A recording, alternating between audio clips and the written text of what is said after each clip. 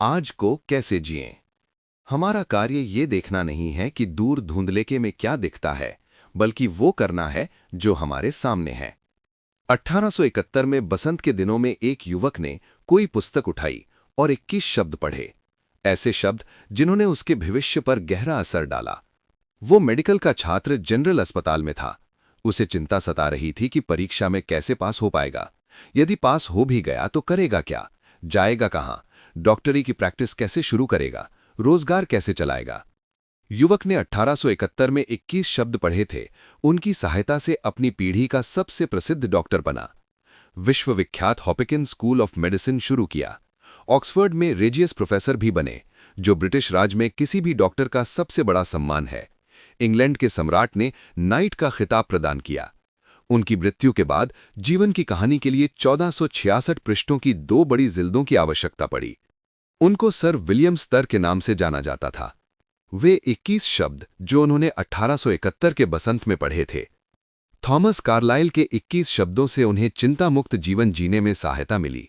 हमारा कार्य ये देखना नहीं है कि दूर धुंधलेके में क्या दिखता है, बल्कि वो करना है जो हमारे सामने है। 42 साल बाद जब सुहानी बसंत की रात कैंपस में ट्यूलिप्स के फूल खिल रहे थे, तो सर विलियम ऑसलर ने येल विश्वविद्यालय के छात्रों को संबोधित किया। उन्होंने बताया कि सबको लगता है कि वे 4 विश्वविद्यालयों में प्रोफेसर थे और एक लोकप्रिय पुस्तक के लेखक भी, इसलिए उनके पास खास तरह का विभाग होगा। ये सच नहीं है और उनके सभी मित्र भी जानते हैं कि उनका मस्तिष्क बहुत ही औसत दर्जे का है। उनकी सफलता का रहस्य क्या था? उन्होंने बताया कि वे एक दिन वर्तमान में जीते थे। इस बात से उनका क्या मतलब था? येल के भाषण से कुछ माह पहले सर विलियम ऑसलर समुद्री जहाज में अटलांटिक पार कर रहे थे। जहाज के कप्तान ने पुल पर एक बटन दबाया, मशीनों की आवाज हुई और जहाज के भाग एक दूसरे से तुरंत अलग अलग हो गए, यानी वे वाटरटाइट कंपार्टमेंट बन गए। डॉक्टर ऑसलर ने छात्रों को बताया, आप इस बड़े जहाज से अधिक अद्भुत रचना है और अधिक लंबी यात्रा पर जा रहे हैं। मेरा आग्रह है कि इस मशीन को नियंत्रित करना सीख लें और जान लें कि लोग डे टाइट कंपार्टमेंट में ही सुरक्षित यात्रा का सबसे अच्छा तरीका है। पुल पर जाइए और देखिए कि जहाज की दीवारें कार्य कर रही हैं।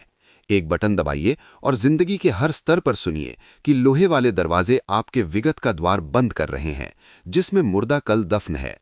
दूसरा बटन दबाइए और लोहे के द्वार से भविष्य बंद कर, जिसमें वे कल हैं जो अभी जन्मे नहीं हैं। अब आप वर्तमान के लिए सुरक्षित हैं। विगत का दरवाजा बंद कर दीजिए। मुर्दों को मुर्दे दफनाने दीजिए। बीते हुए कल का दरवाजा बंद कर दीजिए, क्योंकि इस रास्ते पर मूर्ख मृत्यु के मुंह में समा गए हैं। आगत कल के बोझ को अगर बीते हुए कल के बोझ के साथ इस दिन उठाया जाए तो शक्तिशाली व्यक्तित्व भी लड़खड़ा जाएगा। भविष्य को भी विगत की तरह जोर से बंद कर दीजिए। आपका भविष्य वर्तमान है, कल कभी नहीं आएगा। मनुष्य की मुक्ति का दिन अब है, अभी।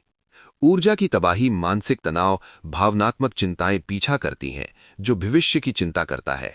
इसलिए सभी दरवाजों को बंद कर दीजिए जो बीत चुके हैं या आने वाले हैं। डे टाइट कंपार्टमेंट की जिंदगी जीने की आदत के लिए तैयार हो जाइए। क्या डॉक्टर ऑसलर के अनुसार हमें भविष्य की तैयारी नहीं करनी चाहिए? नहीं, बिल्कुल नहीं। वो अपनी उस भाषण में कह रहे थे कि कल की तैयारी का सबसे बढ़िया तरीका है कि अपनी सारी बुद्धि और उत्साह आज के कार्य को तरीके से करने में लगा दें। शायद यही तरीका है जिससे भविष्य की तैयारी कर सकते हैं। डॉक्टर ऑसलर ने छात्रों से आग्रह किया कि वे ईसा मसीह की प्रार्थना से दिन शुरू करें। हमें आज का भोजन प्रदान करो। ध्यान दें, प्रार्थना में आज का भोजन मांगा है। शिकायत नहीं की है कि कल जो रोटी खाई थी वो बासी थी। इसमें यह भी नहीं है कि हे प्रभु, गेहूं की फसल उगती है, वहां कुछ समय से वर्षा नहीं हुई है, हो सकता है कि अकाल ही पड़ जाए, तब अगले साल रोटी कैसे मिलेगी। ये हो सकता है नौकरी छूट जाए, हे प्रभु, तब भोजन कैसे मिलेगा। नहीं, ये प्रार्थना सिखाती है कि सिर्फ आज के लिए ही भोजन मांगे, क्योंकि शायद आज का भोजन ही वो इकलौता है जिसे खा सकते हैं। वर्षों एक गरीब दार्शनिक पथरीले क्षेत्र में भटक रहा था। वहां लोगों को गुजारा करने में बहुत कठिनाई आ रही थी। एक दिन एक पहाड़ पर भीड़ उसके चारों तरफ एकत्र हो गई। उसने भाषण दिया। वो दुनिया में सबसे अधिक उद्धृत होने वाला भाषण है जो आज तक कभी भी कहीं भी दिया जाता है। इसमें 26 शब्द हैं। ये सदियों से कानों में गूंज रहे हैं। आने वाले कल का कोई विचार मत करो, क्योंकि कल अपना विचार खुद कर लेगा। आज का दिन ही आज की बुराइयों के लिए काफी है। कुछ लोगों ने ईसा मसीह के इन शब्दों को मानने से इनकार कर दिया है, आने वाले कल का कोई विचार मत करो। शब्दों को इसलिए अस्वीकार किया क्योंकि लगा कि यह पूर्णतावादी सलाह है, इसमें रहस्यवाद है। ऐसे लोग कहते हैं कल का विचार करना ही होगा, परिवार की सुरक्षा के लिए बीमा कराना ही होगा, बुढ़ापे के लिए पैसा बचाकर रखना होगा, आगे बढ़ने की योजना बनानी होगी और उसकी तैयारी करनी होगी। सही तो है, ऐसा करना भी चाहिए। सच ईसा मसीह के इन शब्दों का, जिनका अनुवाद 300 साल पहले किया था, आज वो मायने नहीं जो जेम्स के समय में था। 300 साल पहले विचार का अर्थ प्रायः एंग्जाइटी होता था। बाइबल के आधुनिक संस्करण ईसा मसीह के शब्दों को अधिक सटीक रूप से लिखते हैं। आने वाले कल की कोई चिंता मत करो। अवश्य ही आने वाले कल पर विचार कीजिए। हाँ, सावधानी से विचार कीजिए, योजना बनाएं, तैयारी कीजिए, पर चिंता नहीं कीजिए। द्वितीय विश्व युद्ध के हमारे सेनापति कल के लिए योजना बनाते थे, पर उन्हें चिंतित होने का समय नहीं था। अमेरिकी नौसेना के एडमिरल अर्नेस्ट जे किंग ने कहा था, मैंने बस श्रेष्ठ नौसैनिकों को श्रेष्ठ हथियार दिए हैं तथा सर्वश्रेष्ठ रणनीति बनाई है। मैं बस इतना ही कर सकता हूं। यदि कोई जहाज डूब गया है तो वापस नहीं ला सकता। यदि डूबने वाला है तो मैं उसे बचा नहीं सकता। मैं बीते कल की समस्याओं पर चिंतित होने के बजाय आगे के कल की समस्या पर कार्य करने के लिए अपने समय का अच्छा उपयोग कर सकता हूं। अगर मैं चिंता करने लगूं तो मैं ज्यादा दिन नहीं टिक पाऊंगा। युद्ध हो या शीत, अच्छी बुरी सोच में सबसे बड़ा फर्क यही है। अच्छी सोच कारण और परिणाम के लिए विचार करती है और इसकी योजना तार्किक तथा रचनात्मक होती है। बुरी सोच प्रायः तनाव और नर्वस ब्रेकडाउन का कारण बन जाती है। मुझे द न्यूयॉर्क टाइम्स जैसे विश्व प्रसिद्ध समाचार के प्रकाशक आर्थर हेज सुल्ज़बर्गर का इंटरव्यू लेने का मौका मिला। उन्होंने बताया कि जब यूरोप में द्वितीय विश्व युद्ध चल रहा था तो भविष्य को लेकर वो इतने चिंतित थे कि नींद कठिन हो गई। वो प्रायः आधी रात को कैनवस और ब्रश लेकर बैठ जाते, शीशे में देखकर अपनी तस्वीर बनाने की कोशिश करते। वो पेंटिंग के बारे में कुछ नहीं जानते थे, फिर भी इसलिए पेंटिंग करते थे ताकि मस्तिष्क को चिंताओं से दूर रख सकें। सुल्ज़बर्गर ने रहस्य बताया कि अपनी चिंताओं को जब तक दूर नहीं करोगे तब तक शांति नहीं मिलेगी। उन्होंने चर्च के एक भजन के 6 शब्दों को जीवन का सूत्र बना लिया, तब उन्हें शांति मिली। एक कदम काफी है मेरे लिए, मंजिल दिखाओ दयालुतापूर्ण प्रकाश, स्थिर रखो मेरे पैर। मैं तुमसे नहीं कहता कि दिखाओ दूर का दृश्य, मेरे लिए एक कदम काफी है। इसी समय खाकी फॉर्म पहने एक युवक कहीं यूरोप में यही पाठ पढ़ रहा था। नाम टेड बेंजरीमनी था और वो बाल्टीमोर मैरीलैंड में रहता था। उसने चिंता में अपने आप को युद्ध की थकान का शानदार उदाहरण बना लिया था। टेड बेंजरीमनी लिखते हैं, अप्रैल 1945 में मैंने तब तक चिंता की जब तक कि मैं बीमार नहीं पड़ गया। डॉक्टरों के अनुसार मुझे स्पास्मोडिक ट्रांसवर्स कोलोन की बीमारी थी। बहुत तेज दर्द होता था। यदि युद्ध उस समय समाप्त नहीं हुआ होता तो विश्वास है कि मैं शारीरिक रूप से बिल्कुल टूट गया होता और ब्रेकडाउन का शिकार हो जाता। मैं पूरी तरह निढाल रहता था। 94वीं इन्फेंट्री डिवीजन का मैं Graves registration non commissioned officer था। मेरा कार्य था युद्ध में मरने, लापता होने वाले और अस्पताल में भर्ती लोगों को रिकॉर्ड में सहायता करना। मित्र देशों और शत्रुओं की उन लाशों को बाहर निकालना होता था जिन्हें युद्ध में मारकर हड़बड़ी में कम गहरी कब्रों में दफना दिया गया था। उन मरे हुए लोगों के व्यक्तिगत सामान इकट्ठा करने थे और अच्छी तरह देखना होता था कि वे उनके माता पिता या निकट के रिश्तेदारों के पास भेज दिया जाए।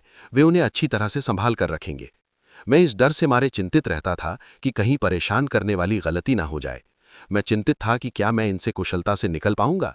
मैं चिंतित था कि क्या 16 महीने के बेटे को गोद में खिलाने के लिए जिंदा रह पाऊंगा, जिसे मैंने कभी नहीं देखा था। इतना चिंतित और थका था कि मेरा 34 पाउंड वजन कम हो गया। मैं उत्तेजना में लगभग पागल हो गया। मैंने हाथों को देखा, सिर्फ चमड़ी और हड्डी का ढांचा रह गए थे। मैं डरा हुआ था कि मैं शारीरिक रूप से बुरी हालत में घर लौटूंगा। मैं बच्चे की तरह सुबकने लगा। इतना हिल चुका था कि अकेला होता था तो बार बार आंखों में आंसू उमड़ आते थे। बल्ज का युद्ध शुरू होने पर ऐसा भी समय आया जब मैं इतना रोने लगा कि आशा ही छोड़ दी कि मैं दोबारा कभी सामान्य बन भी पाऊंगा। मैं सेना के अस्पताल में भर्ती हो गया। डॉक्टर ने ऐसी सलाह दी जिसने मेरे जीवन को पूरी तरह बदल दिया। मेरी शारीरिक जांच करने के बाद बताया कि मेरी परेशानी मानसिक थी। उन्होंने कहा, टेड, मैं चाहता हूं तुम मान लो कि तुम्हारी जिंदगी रेत घड़ी की तरह है। तुम्हें पता है कि रेत घड़ी के ऊपरी हिस्से में रेत के हजारों कण होते हैं। वे धीरे धीरे समान गति से बीच की पतली गर्दन से गुजरते हैं। चाहे आप या मैं कुछ भी कर लें, रेत घड़ी को हानि पहुंचाए बिना हम पतली गर्दन से एक बार में रेत के एक कण से अधिक को पार नहीं करा सकते। आप, मैं और हर इंसान इस रेत घड़ी की तरह है। जब हम सुबह उठते हैं तो लगता है कि एक दिन में सैकड़ों कार्य निपटाने हैं, परंतु यदि एक बार में एक कार्य नहीं और कामों को धीरे धीरे एक समान गति से दिन में नहीं करते, तो ये तय है कि हम अपने शारीरिक या मानसिक ढांचे को तोड़ लेंगे। इस फिलॉसफी पर मैंने उसी दिन अमल किया जिस दिन डॉक्टर ने मुझे सिखाई, एक बार में एक ही रेत का कण, एक बार में एक ही कार्य। इस शब्दों को बार बार दोहराने से मैं अपने कामों को अधिक अच्छी तरह पूरा कर पाता हूं और उन दुविधाओं के बिना कार्य कर पाता हूं जिन्होंने युद्ध भूमि में लगभग मिटा ही डाला था। आज की जीवन शैली में सबसे भयानक टिप्पणियों में से एक ये कि एक बार हमारे अस्पतालों में आधे बेड मरीजों के लिए रिजर्व थे जो मानसिक और भावनात्मक बीमारियों के रोगी थे। ऐसे मरीज जो इकट्ठे किए हुए बीते कलों और डरावने भविष्य के स्वयं कलों के भारी बोझ से दबे थे। इनमें से अधिकतर अस्पताल में भर्ती होने से स्वयं को बचा सकते थे और सुखद भरा जीवन जी सकते थे अगर इन्होंने ईसा मसीह के शब्दों या सर विलियम ऑस्लर के शब्दों को माना होता, सिर्फ आज में जियो। हाँ, जीवन हमसे यही आशा करता है, परंतु सैगिनॉ मिशिगन की मिसेस ई के शील्ड्स सोने तक जीना सीखने से पहले जिंदगी से इतनी निराश हो चुकी थीं कि उनके मन में आत्महत्या करने तक का विचार आया था। मिसेस शील्ड्स ने मुझे अपनी कहानी बताई। 1937 में मेरे पति की मृत्यु हो गई। मैं बहुत निराश थी और मेरे पास पैसे बिल्कुल नहीं थे। मैंने अपने पिछले नियोक्ता कांसास सिटी की रोच फाउलर कंपनी के मिस्टर लियोन रोच को पत्र लिखा। मुझे पुरानी नौकरी फिर से मिल गई। पहले मैं गांव और कस्बों के स्कूल बोर्डिंग को वर्ल्ड बुक्स बेचकर अपना घर चलाती थी। 2 साल पहले पिता की बीमारी के बाद कार बेच दी थी। किसी तरह पैसे का बंदोबस्त करके मैंने सेकंड हैंड कार किस्तों में खरीद ली ताकि दोबारा पुस्तकें बेचना आरंभ कर सकूं। मैंने सोचा था कि अब मेरी हताशा कम हो जाएगी, परंतु अकेले कार चलाना और खाने का तनाव सहन नहीं हो रहा था। इलाके के कुछ हिस्से ऐसे थे जहां ज्यादा सेल नहीं होती थी। मुझे कार की किस्त चुकाने में मुश्किल हो रही थी। वैसे किस्तें बहुत छोटी थीं। 1938 की बसंत में जब मैं वर्साइली मिसूरी में कार्य कर रही थी, वहां स्कूल अर्थाभाव में थे और सड़कें बदहाल। मैं इतनी अकेली और हताश थी कि एक बार मैंने आत्महत्या करने के बारे में सोच लिया। लग रहा था जैसे सफल होना असंभव है। जिंदा रहने का कोई मतलब नहीं था। मुझे प्रातः सुबह उठने से डर लगता था। मैं हर चीज से डरता था। इससे डरता था कि अपनी कार की किस्त नहीं चुका पाऊंगा। इससे डरता था कि कमरे का किराया नहीं दे पाऊंगा। इससे डरता था कि पास में खाने के लिए भोजन नहीं होगा। डरता था कि सेहत बिगड़ रही है और पास में इलाज के लिए पैसे नहीं हैं।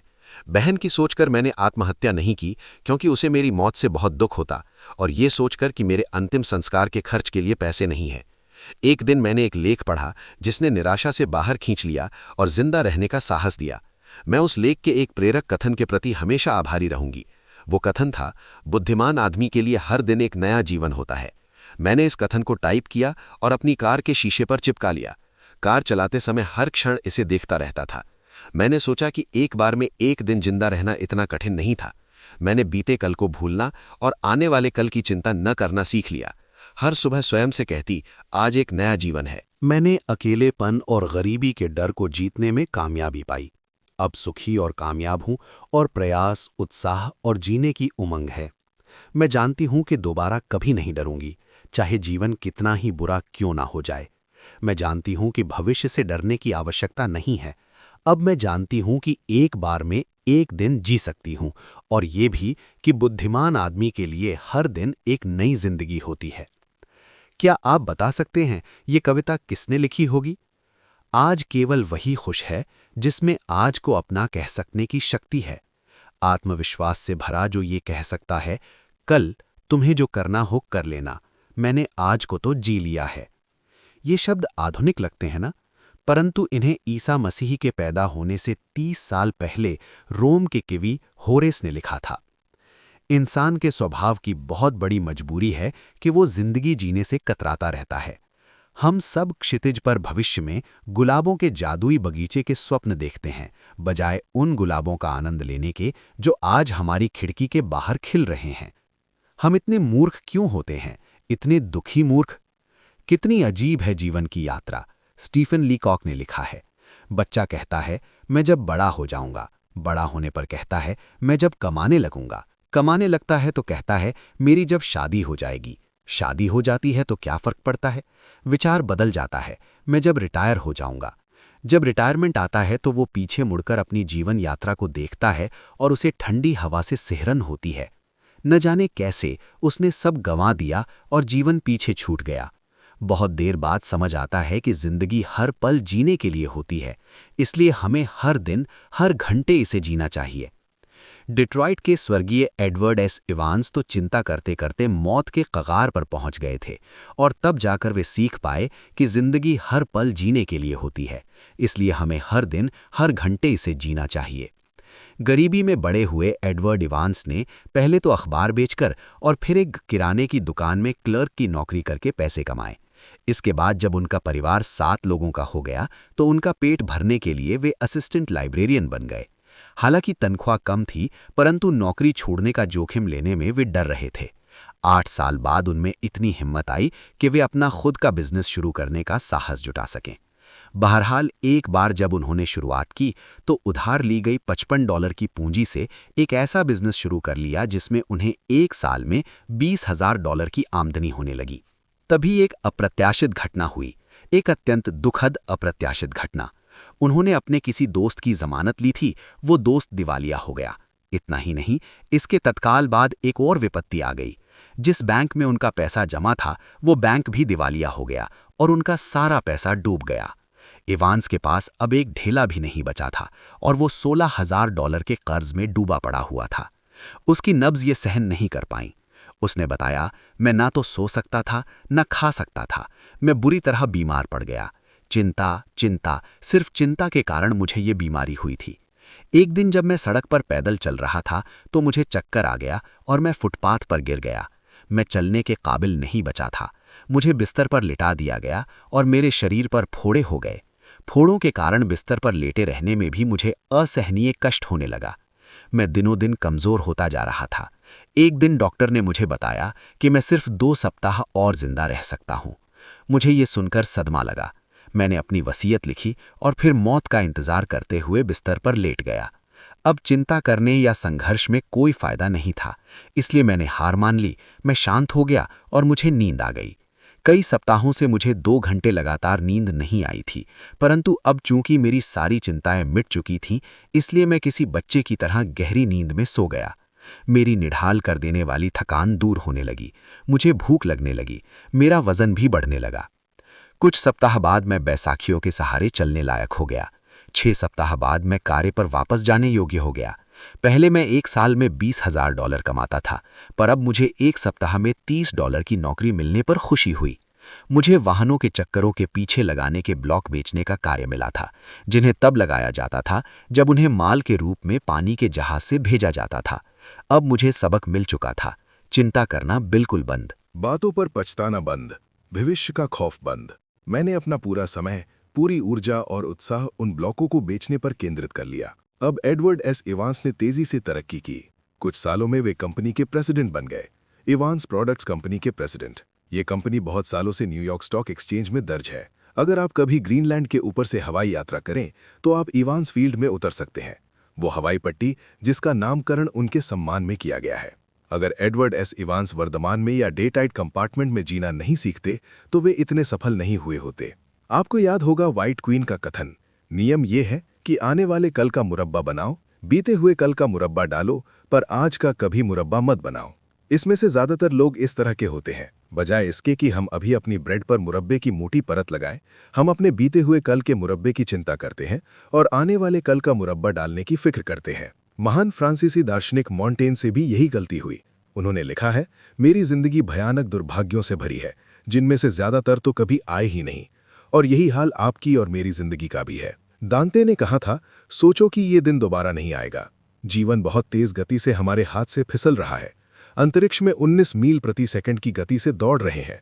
आज हमारी सबसे कीमती संपत्ति है, आज ही हमारी इकलौती निश्चित संपत्ति है। ये लोवेल थॉमस की फिलॉसफी है। मैंने हाल ही में उनके फार्म पर एक सप्ताहांत गुजारा और देखा कि उन्होंने 118वें भजन के ये शब्द अपने ब्रॉडकास्टिंग स्टूडियो की दीवारों पर फ्रेम करके टांग रखे थे, जहां वे उन्हें अक्सर देख सकें। यही वो दिन है जिसे भगवान ने बनाया है। हम इसमें आनंदित होंगे और खुश रहेंगे। लेखक जॉन रस्किन की मेज पर पत्थर का एक सादा टुकड़ा रखा था, जिस पर एक शब्द खुदा था, आज। हालांकि मेरे डेस्क पर पत्थर का कोई टुकड़ा नहीं है, लेकिन मेरे शीशे पर एक कविता चिपकी हुई है जिसे मैं हर सुबह दाढ़ी बनाते समय देख सकता हूँ। सर विलियम ऑसलर इस कविता को हमेशा अपनी मेज पर रखते थे। इसे प्रसिद्ध भारतीय नाटककार और महाकवि कालिदास ने लिखा है। दिन का स्वागत। वर्तमान की तरफ देखो, यही जीवन है, यही जीवन का सार है। इसकी छोटी सी यात्रा में आपके अस्तित्व की तमाम सच्चाइयां बिखरी है। विकास का आनंद, कर्म का सुख, सुंदरता का आकर्षण, क्योंकि गुजरा कल तो एक सपना है और आने वाला कल सिर्फ एक झलक। परंतु आज ढंग से जी लें तो हर गुजरा कल सुखद सपना होगा और हर आने वाला कल आशा की झलक। इसलिए अच्छी तरह से देख लो इस दिन को। दिन का स्वागत का यही तरीका है। चिंता के बारे में आपको पहली बात ये जाननी चाहिए, अगर आप इसे अपने जीवन से बाहर निकालना चाहते हैं तो वही करें जो सर विलियम ऑसलर ने किया था। 1. अतीत और भविष्य को लोहे के दरवाजों से बंद कर दें। एक एक दिन यानी डे टाइट कंपार्टमेंट में जिएं।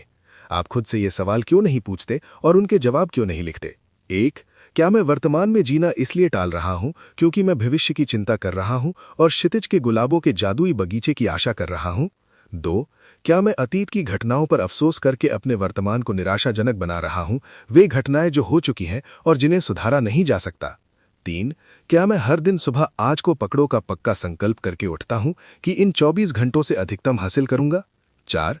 क्या मैं एक एक दिन या डे टाइट कंपार्टमेंट में जीने से ज्यादा अच्छी तरह जी सकता हूं?